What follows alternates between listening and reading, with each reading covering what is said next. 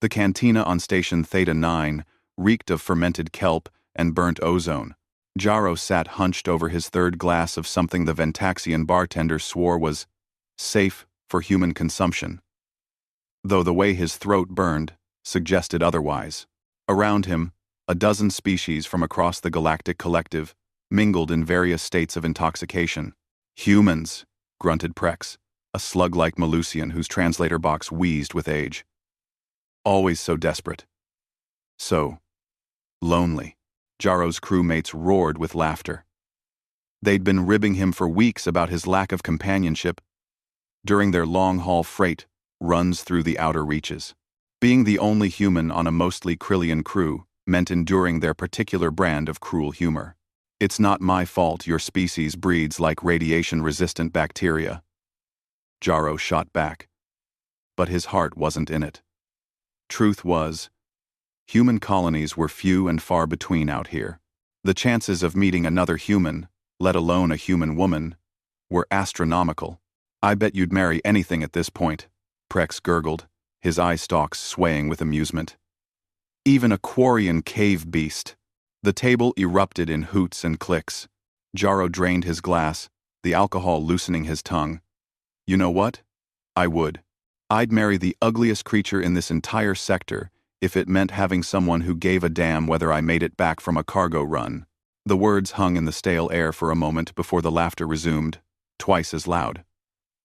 But Jaro noticed something, a sudden silence from the corner booth, where three massive figures sat shrouded in shadow. Then she emerged into the light.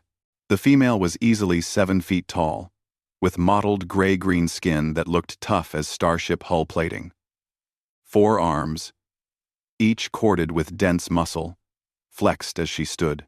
Her face was broad and flat, with a pronounced brow ridge and tusks that protruded from her lower jaw. By human standards, by most species standards really, she was far from conventionally attractive. But her eyes burned with intelligence and something else.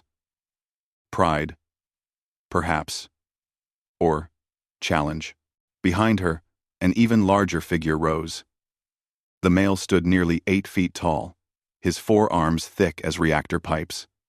Scars crisscrossed his chest, visible through his worn combat harness. This was Kavra, and even the rowdiest patrons fell silent as he approached Jaro's table. You. Kavra's voice rumbled like distant thunder. Human. You said you'd marry the ugliest in the sector? Armand from. Jaro's survival instincts screamed at him to backpedal, to apologize, to run. But something in that female's eyes stopped him. There was hurt there, hidden beneath layers of warrior's stoicism. How many times had she heard such jokes? How many species had mocked her people's appearance? Jaro stood, barely reaching Kavra's chest. I said what I said, but I think I was wrong. Kavra's 4 hands clenched into fists. Wrong? Yeah, because there's nothing ugly about strength, nothing ugly about a warrior's bearing. Jaro looked past Kavra to his daughter.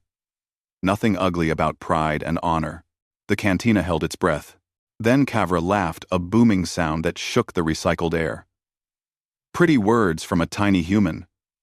My daughter Zena is not for the weak or foolish. You want to court her? Then you face me first. Dad, Zena started, but Kavra raised one of his 4 hands. It is tradition. Any who would join our bloodline must prove themselves in combat. These are the ways of the Kethran people. Jaro's crewmates were already backing away from the table. Prex's eye stalks had retracted completely into his gelatinous body. Everyone knew the Kethrans were among the most formidable warriors in known space. 4 arms meant Kavra could wield multiple weapons simultaneously, strike from impossible angles, and grapple with overwhelming force. I accept, Jaro heard himself say. The crowd murmured. Zena's eyes widened slightly, the first crack in her stoic facade. They met in the station's observation deck, an hour later. Station security had cleared the area, more interested in the betting pools forming than in stopping what was clearly a cultural ritual.